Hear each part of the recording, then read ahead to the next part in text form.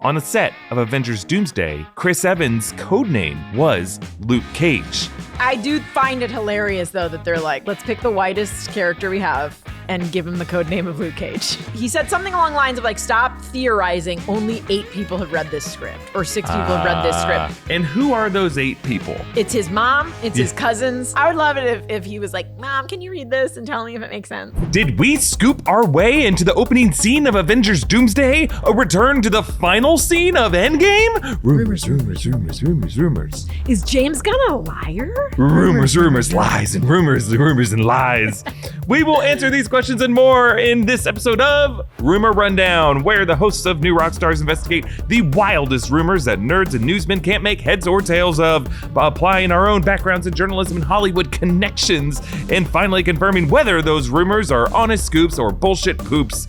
We are Erik, Voss, and Gina Ippolito. Hello, Gina. Hello. We had nothing but poops last time. I'm curious what we got this time. Yeah, we had a poop turkey last week. Are we going to have a poop turducken at this point? Oh, it is almost Thanksgiving. Not really, but. Hey, gobble, gobble somewhere. Hey, Jessica did finish watching Wednesday on Netflix. And she did an excellent job breaking it down. She's now enjoying some well-earned time off. She will be back in the future, but Gina is back to call some bullshit on the bullshitters. You ready to do it again, Gina? I'm ready. All right. So we have our first scoop coming in way. Oh, look at this. Okay, so this scoop is coming from someone who is just they're getting mad at us. So these scoopers are just like furious at us for coming after them. I get it, Understandable. I wouldn't want someone scrutinizing my work ever. Well, here we go. Here comes our first scoop. It is related to Avengers Doomsday. I've heard of it. I have heard of this movie that's been in the works forever. Here we go. Oh, it's been a while since we've heard from this scooper. Oh. The scoop comes from My Time to Shine. Hello. Hiya. Oh. All 3 of these. Actually, there's multiple parts of this. Oh, I see what we've done here. There have been 3 separate scoops that we have triangulated into a mega scoop. Oh, wow. So if it's a mega scoop, it might also be a mega poop. We will find out. Here's what it says. Recently, My Time to Shine, hello, hiya, said, when Steve Rogers went back in time to live with Peggy Carter, he reportedly created the Incursions. Dr. Doom reportedly wants him dead in Avengers Doomsday. Related to this, a separate post, according to My Time to Shine, hello, Chris Evans' codename on the set of Avengers Doomsday was Luke Cage, which our colleague John Costa here at New Rockstars connected the dots through his Pepe Sylvia board to this truth. Back a couple months ago, Unboxed PhD and a couple other accounts said that the Avengers Doomsday set construction blueprint included a front elevation of what was called Luke Cage's house. We've talked about that in the past. Now we are retroactively looking at that as a possible code name for Steve Rogers' house. And you can see the blueprints, the front elevation and from the back. Now, we should note that this house does not look like the house that we saw in the final scene of Avengers Doomsday, when Steve Rogers goes back in time and gets that final dance with Peggy Carter. Not Doomsday. Avengers Endgame, Avengers excuse Endgame. me. Yeah. Avengers Endgame, a long time is playing on the record player. They're finally getting the slow dance. However, maybe they moved into a new house. That's true. Maybe they got a baby and they're like, we need to upgrade. They were out in a suburb in the 1950s of that universe. So they got a kid. Or maybe they're just trying to get more space to do some dancing. Who knows? Yeah. That could have been Peggy Carter's house. He's like, I'm moving you out of here, Peggy, into a house that fits all my weight benches. It does look kind of like an older house. Like it looks a little Brady Bunchy. I mean, I know that was like a 2-story house and stuff like that, but it does not look like a current day house or a house that Luke Cage himself would be living in, because it doesn't look that current. Yeah, and I'll say that Luke Cage, as a Harlem hero, would not have a house that looks like this. You don't see houses like this in Harlem. You see people living in apartment buildings. Sometimes you do see houses, but they don't have 2-car garages the way this house does. So I always thought that was very weird. I'm like, we're really going to have Mike Coulter as Luke Cage in Avengers Doomsday? Yeah. This makes a lot more sense. This does. I do find it hilarious, though, that they're like, let's pick the whitest character we have and give him the code name of Luke Cage. I will admit that is problematic. But look, this is a UK-based production company. They don't have the same kind of racial sensitivities that we have in America. The issue we're having here is that it is a different house. And this comes from My Time to Shine Hello, who is not the most valid scooper out in existence, but I think that it does make a certain amount of sense if you're looking at this in the context of what Stephen McFeely has said and what the Russo brothers have said about like the mystery angle that they had for cracking the story of a Robert Downey Jr. led Avengers 5-quel. And maybe part of that pitch was we go back to the final scene that we had of Endgame. And that is interrupted by Dr. Doom showing up in that house and said, you made a mistake. What if that was a mistake to get that final dance with Peggy? Maybe that's like a non-canon event that you're never allowed to get that final dance. And the fact that Steve selfishly made that choice, you know, his whole arc in the Infinity Saga was to go from like selflessness to a bit of self-servingness, but he's earned it. He's earned the final dance, but he's always been the guy to jump on the grenade. Now he finally gets his, and maybe him getting his was a mistake that created an incursion that Dr. Doom's trying to fix. Yeah, I mean, I do love, because this is sort of the loosest of ends, right? It's the thing that everyone brings up. Like, they're like, well, what about like Cap? And then he was back in the original timeline, but he was old, and he gave like, how does that all work? And everyone's just sort of been like, I don't know. So it is sort of, it would be intriguing to me if they were like, hey, what loose ends can we sort of have Doom either blow up or tie up? So I like this scoop. I still don't know if I buy it. This is a scoop that, like, if true, big. Like, I really like this idea. I mean, I believe when they announced Robert Downey Jr. as Dr. Doom at Comic-Con in 2024, all of us were like thinking, how is this going to work? What is the angle? What does new mask, same task mean? And when we heard these podcasts of McFeely and the Russos talking about that they had some pitch, the first thing my mind went to is maybe they're finally going to answer the question of what Cap's return journey looked like. Because that was something that they left out of Avengers Endgame. And it is confusing. It does muddy the logic.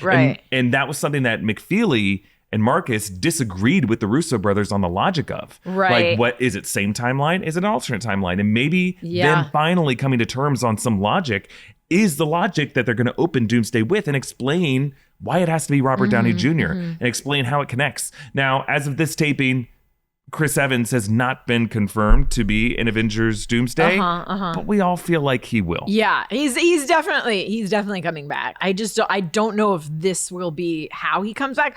Also, don't you think, like, if it was like, oh, let me like kill him, rob him of that like happy 30 years or however many years he spent with Peggy, don't you think that would be the cruelest end for this character? Like, if he was like, oh yeah, you had a happy life and you ended up an old artist man and blah blah blah, like, boo, no more. Like, don't you think the audience would be like, oh, I'm real depressed now? It would be very sad, but like breaking our hearts that way is something that, like, you're a screenwriter. You love to kill your darlings. You love to drag the audience through the muck. 5 years later, you could sense the delight on the Russo brothers when they jumped 5 years into the future. I mean, it would also be cool if he was like, yeah, let's go to each sort of Avengers timeline and either like stop what they did or like, because it would be cool if he went and this is how they could get Scarlett Johansson back. If he like shows up on the mountain, he's like, nah, you're not jumping. You're not getting that stone. He holds out a big bag for her to land in when she falls off her mirror. It's him and all his friends, like when you're in kindergarten and you hold the parachute out. You're like, wee, wee. For sure. I mean, like, I think if you are a screenwriter and you feel like you did it perfectly, like they, definitely crossed all the T's and dotted all the I's in Avengers Endgame. It was one of the most profitable movies of all time, and a lot of people consider it Marvel's best film that perfectly ended that Infinity Saga, and maybe the Marvel Universe should have ended there. But if you are them, the only way to get you back in is to feel like the fifth movie is going to be dealing with some of the consequences of the fourth. Like, I feel like they can't just look at Endgame as like, it's its own story. We're not going to be addressing anything. In their mind, Doomsday is a sequel to Endgame. Like, it's the same guys.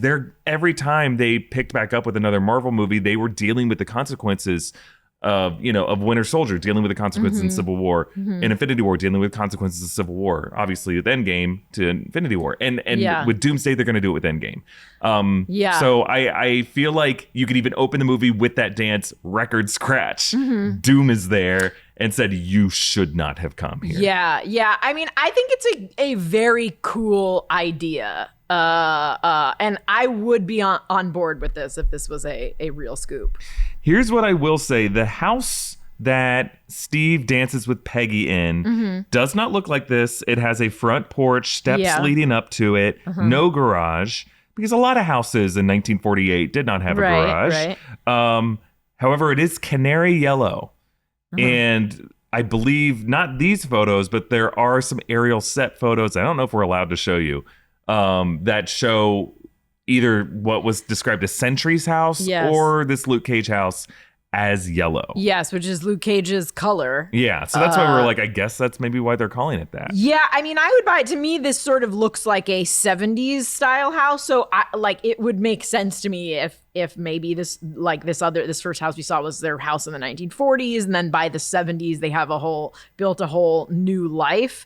I still think it would be very weird to call a character by the code name of another character and to have it be like a white dude being called. Like, your code name is the black character that everyone is still hoping will actually be in the movie, but isn't because we gave that to you. I think that would be a little bit weird. Yes. Again, who knows who decided those code names? That's true. And they did for shooting Avengers Endgame, they had an orange briefcase on set that they labeled BARF for no reason other than to throw off some paparazzi because they were referencing the technology from Civil War that ended up coming back in Spider-Man Far From Home. Right. And a lot of us thought that was going to be important. Yeah. Maybe they're just putting a Luke Cage Easter egg into everything these days. Like when they had the Harlem's Paradise Easter egg in Daredevil, but it didn't pay off. Maybe they're just like, you know what? Slap a Luke Cage Easter egg into everything these days. If anything, Luke Cage being a code name for another character makes more sense than Luke Cage actually being in Doomsday. I agree. I don't think that's how they would reintroduce Luke Cage. If anything, I think it would be in Daredevil season 2. Instead of hey, people who may or may not have watched the Netflix series, here's this guy now in a movie. Yeah. The question we have to ask is, we find this to be a sexy idea. Yes. Can we divorce ourselves from our want of this to be true and look through that and judge it for its actual authenticity? Because while I want this to be true, I've been fooled by that before. And I kind of want to be able to say, okay, is this all bullshit? Yeah, I am going with, I think it would be cool if it were true. I do not think it's true. Yeah, I think so too. I think this is scoopers and rumor mill building on itself to try to fix something that feels a little weird. Yeah, it makes sense. The fandom has been preoccupied with this moment for a while. I don't think that the people who write these movies or the people at Marvel have been as preoccupied with this moment as the fans have. Yes. I do think, however, that Doomsday will revisit what Cap did in some way. I absolutely agree that Cap is going to be in it and that it will pick up at some point in his timeline, because that to me just makes sense, and there's been enough sort of playing coy that I think he's in it. But yes, I think this particular scoop is a poop. Yeah, well, we'll check back in at the end of this podcast to give our final verdict, but we have another scoop coming our way. And there's a group of people who are all wearing shirts with, James Gunn's face X'd out, or they're wearing Zack Snyder's Justice League logo shirts. They've all got protein bars. Oh, I mean, they are all fit dudes who don't have any hair on their heads, but there's nothing wrong with wearing a ball cap. And here we go. Thanks, guys. This scoop Okay, so there's kind of two parts to this scoop. One is actually just a quote from James Gunn on the red carpet for Peacemaker's season 2 premiere. Oh. Let's roll the clip. I've already finished the treatment for the next story in what I'll call the Superman saga. The treatment's done, which means a very, very worked out treatment, and I'm working on that, and hopefully going into production on that. Not too far away from today. Yeah, James Gunn is saying that he's already finished what he calls the treatment for the next story and what he's now calling the Superman saga, and that he's hopefully going into production on that, hopefully not too far from today, which is interesting. So we have this idea of what he's now calling the Superman saga. Maybe that's just based off of the success that Superman is having. James Gunn also said, now that we know that Superman is, by the time you're listening to this, it's now available for purchase on digital. The Blu-ray is coming out in September, I believe September 23rd. There is a commentary track on the digital download that you can listen to. James Gunn has said that the reason why it's coming out so soon, just 35 days or so after the release date in theaters, is because Peacemaker Season 2 is coming out on HBO earlier than he thought. Now, I would say if you're the head of DC Studios, don't you have control over when these? Maybe not. Maybe that's a David Zaslav decision. I don't think he does. I think every James Gunn would like more control, and this to me probably does seem like something that he was told. Look, we held it as long as we can, but it's got to be this. It's got to be this and this. I also feel like even with if you want to purchase Superman digitally, you have to pay $30 for it, and you watch it in your home. Yeah. Don't you think there's still going to be people in the final weeks of summer who still go to the movie theater to watch Superman? Yeah, absolutely. I also think if you're going to buy something, I mean, like, why would you buy, like, the problem with like digital media is like you don't know if you really own it. Right. Like that's the sort of flack that like Amazon has been getting, is like people were buying movies on Amazon and then like they were disappearing and they were like, what? And Amazon was like, what? We don't own it anymore. Like, you don't own it either. And they're like, but I bought it. How does that work? You don't buy physical media. That's the answer. Yeah. And you know, I think like physical media is making a comeback. So I think like, yeah, I don't know if this is going to go the way like Gunn hopes it does, where it's like, yeah, we're like encouraging people to watch this who didn't go to the theater so that they can watch Peacemaker. I think everyone who's interested in continuity in the DCU probably went to the theater to see it. Yeah, they've already seen it. And I think that's kind of the real economics of it. Yes, there are some people who either cannot or just will not go to movie theaters who will watch it this way. And I think it doesn't, like, you could have released it on digital for $30 2 weeks ago, and I don't think it would have put that much of a dent. But what does affect it is if you release it for HBO subscribers, HBO Max subscribers, because then they're already paying their monthly rate so that they can watch, you know, The Pit and other stuff. Yeah, they're not paying an added fee on top of, and so $30 that is really steep. does. Yeah, $30 is like, a lot for something you don't ultimately own. Right. But like if you're already paying whatever it is, $20 a month for HBO Max, then I think that really does hurt a movie's box office if it's still in theaters. And I'm pleased to see that Marvel gave Thunderbolts the whole summer, not the whole summer, but like they waited until August 27th to put Thunderbolts on Disney Plus. Right. You've been able to buy Thunderbolts digitally this way earlier for digital download. So yeah, my hope is that they don't put Superman on HBO until like October. Yeah, same. Which I think Gunn will have some say in that, and I think he's a little too savvy to be like, yeah, drop it whenever. He's probably gonna be like, okay, let's see if we. Yeah, he's gonna study it out and game the system. And I also just think like, you know, I have family members who just finally had some free time, and they don't go to movies all the time, and they're like, we kind of want to do date night. We went to go see Superman. That's going to happen in the final weeks of August either way. And Labor Day. People are still seeing stuff. People are still, I mean, not everyone is like a opening night week of person. But I think that they're also not going to be the people that are spending $30 to sort of buy it. Right. And I think those folks probably aren't going to watch Peacemaker. Yeah, exactly. Find me the one guy that's like, I hate all of the DCU except Peacemaker. I don't know anything about what he's talking about or what he's referencing, but I am seated. But we also have to I guess we have to address this question. James Gunn has a reputation for just full transparency with his users, but some of the people we kind of talk about on the Rumor Rundown don't agree with that. They call him a liar. They think he is playing the media and playing the press like a fiddle to serve whatever his studio agenda is. So what we're talking about is the other half of this scoop. Yeah. You guys talked about this on the break room last week. This rumor that Matt Reeves' script for The Batman Part 2, which he turned in at the end of June, will have Robin in it. The Robin of the crime saga side of the DC universe. Yeah. That is separate from the DC universe of Superman and Peacemaker, but is the Matt Reeves verse side of it. Will have a Robin in it. This comes from Jeff Snyder. And it was also claimed by Grace Randolph, who said, and this is the first time we've talked about Grace on this show, I believe. James Gunn said, no, this is not true. He is.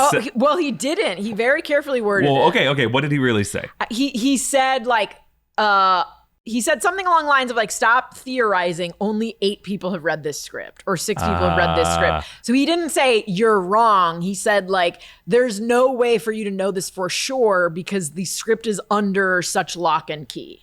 And who are those 8 people? It's his mom. It's his cousins. It's his dad. Yeah.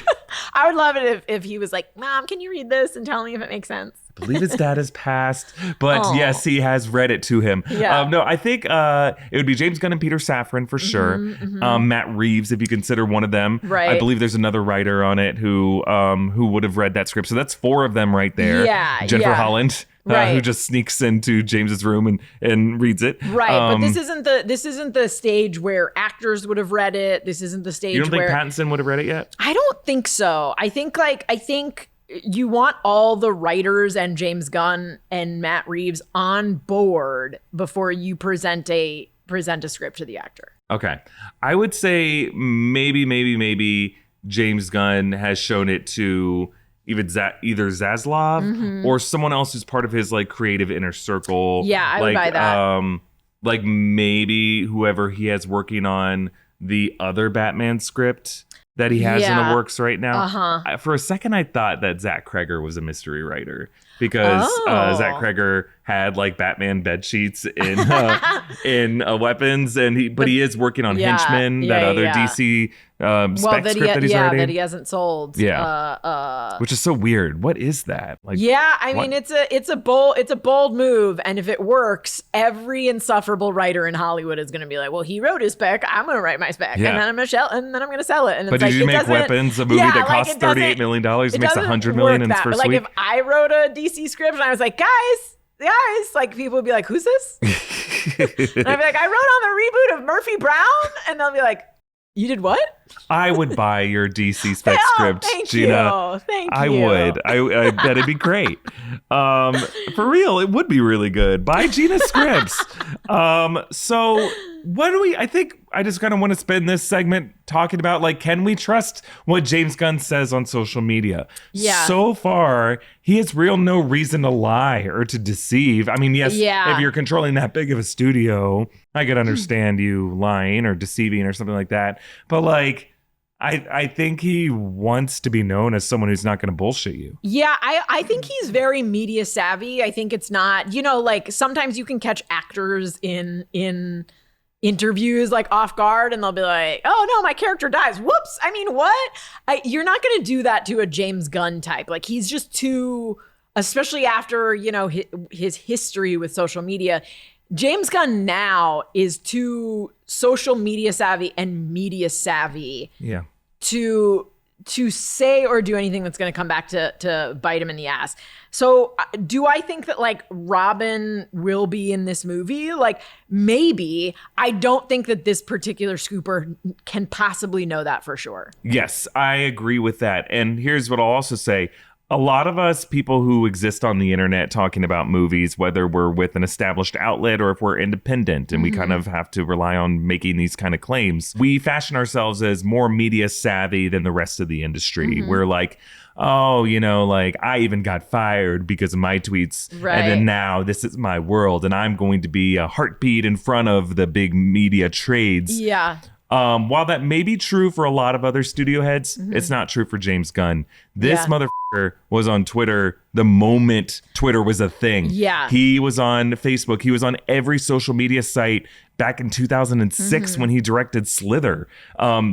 He's gone through it all before many of us even had careers doing this. Yeah. And he's like gone through public reckonings, even before the 2018 drama with Mike Cernovich. Right. Back in 2012, he got in trouble from GLAAD when he made some pretty off-color, sort of homophobic statements and like what he considered to be a blog or a comedic whatever, and he had to apologize for that. So he's been through multiple rounds of this, and he's very sensitive to how he's perceived on social media. Yes, he's very aware of what's out there. He's very aware of what people are saying. And you know, like, which I think if you are going to be out there and tweeting or posting on threads, like, you have to be. You can't just sort of be in a vacuum, like, I'm going to fire off a tweet and then never think about it again.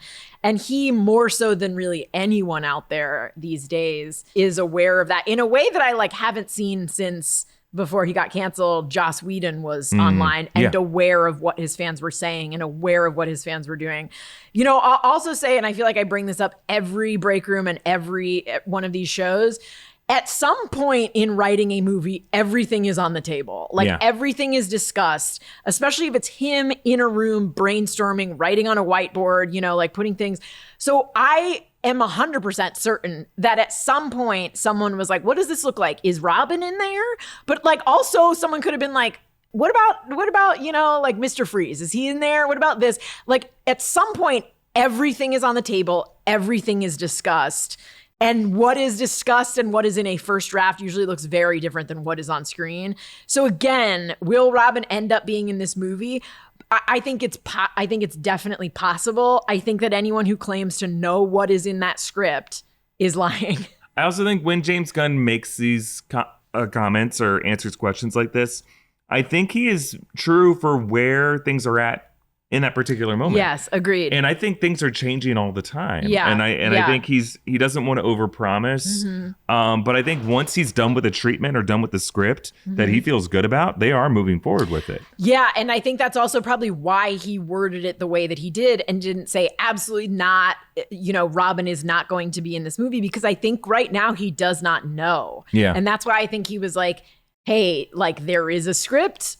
Almost no one has seen it. Anyone who claims to be... Listen, if you're Matt Reeves, you're not texting someone who's texting someone who knows Jeff Snyder to be like, I just finished a draft. Click, here's a page of it. Or like, I just finished a draft. Totally put Robin in there. Like, that's not... I mean, I've worked on shows that like no one has cared about, and we still get the talk of like, don't spoil anything, you know, like don't, you know, tweet stuff off before an episode airs. Don't, you know, like even like just no name networks and no name shows are like, will give everyone that talk. So even if 6 people do know this and they're all writers, there's not a writer that's like, let me text my BFF who's definitely going to text this person, who's definitely going to text this person, who's going to text this person to tell them what's in it. Like you do not want that to be traced back to you. Yeah. I think you're 100% right there. So, I think I've seen enough here. Let's go back to the whole Steve Rogers Doomsday stuff. Scoop or poop? I am, again, as much as I would love this to be true, I am declaring this a poop. I think it is a scoop at heart. Oh. It is a scoop on the streets, but a poop in the sheets. Oh, that's the worst. Yeah, it's the worst. Because here's the deal. Like, I think on its surface, this may end up being true once we see the movie. Right. But the way they have sourced it is just through a route of bullshit. Yeah. And so truth died here. Truth died on this journey. But ultimately, at the end of it, you could say that the end's justified that mean old means. And so that's why I'm struggling with it. Because while I want it to be true, and it may very well end up looking true by the end of it, you cannot scoop your way to a real story, just because then it's almost like connecting 3 random dots and saying that it was intentional that they formed that line. Yeah, even if it's a good idea, even if it's one that would sort of like make the fans happy and tie up a loose end or close a loop or whatever, it doesn't mean it's true. As I learned with the finale of Mad Men, when Don Draper did not turn out to be D.B. Cooper. Yeah. He may yet be in the fan fiction that lives in our heads. The second one, so we kind of have a couple components to the James Gunn story. One, the Superman saga. I think we can just take him for his word here that something like that is happening. But this whole idea of Robin being in the Batman Part 2, James Gunn not telling the truth. I'm definitely calling poop on this one. Yeah, I'm also calling poop on it. I will say that this particular scooper, if there is even an Easter egg of Robin in there, is going to be the most smug mother effer out there. That I think that they should scrub any mention of Robin, because I do not want this scooper to have any bit of smugness. But considering we're talking about the self-proclaimed Lex Luthor of social media or entertainment journalism, right? Isn't it more fun to live in a world where the devil can dance? Listen, with this scooper, there could be no evidence, and he would still say, like, there was, but they scrubbed it because of me. So they'll always find a way to bring it back to themselves. Sure, but they're going to do that either way. That's what I'm saying. Yeah, that's what I'm saying. yeah. I think it's a poop. I think this particular scooper will find some way to proclaim it a scoop. I want to make it clear that the mission of the Rumor Rundown is to not stop these people from doing what they're doing. I want to stop this guy. I don't want this to end after 12 rounds. I want this to be a forever Alien versus Predator battle. And it's not even a battle. I want to just kind of like contextualize what's happening in the world. And like, it's going to be a sad day if all the scoopers out there stop claiming things. Listen. If they all get hired at regular 9-to-5s and have to spend their time doing other real things. Like, I will be sad. I get so much enjoyment out of following them on social media. Listen, scoopers should still exist, but Jeff Snyder Xenomorph confirmed? I think, hold on. Again, I love their existence. To me, it's more like seeing other people quoting them as actual fact. Right. And resharing it as fact and coming at us and yelling at us and saying such and such was confirmed, when I'm like, no, that just came from someone who is more of like an entertainment figure than a news figure. Check your sources. Yeah. It's that I'm trying to police a bit more, not the people who are making these claims. Because a lot of it comes from an imaginative wish fulfillment place, and I don't want to kill that imagination. It's like your uncle at Thanksgiving who tries to convince you that aliens are living among us, and they have been for 50 years. I wish those were the conspiracy theories coming from my extended family. I wish it was just as simple as flat eartherism and that NASA lies. No, conspiracy theories have gone to a much darker place in 2025. What I don't like, and I think we can all agree, is when like this leads to toxicity and bullying on platforms, or when people start like saying things about James Gunn that aren't true, or saying things about Jennifer Holland that aren't true. He doesn't eat babies, you guys. He savors them. He blends them into a smoothie and drinks them. That's right. He injects them intravenously. Why would you eat them? They'll get stuck in your teeth. All the nutrients that need to be injected. Yeah. Otherwise, if you blend them, they're all just caught in the gears of the... And this has gotten disgusting. We may have to cut all this. That and a number of other things we said in this episode. I stand by it. That's it, man. They're doing so many arm curls right now. They're all oiled up like they're in 300. And they're just like hugging each other.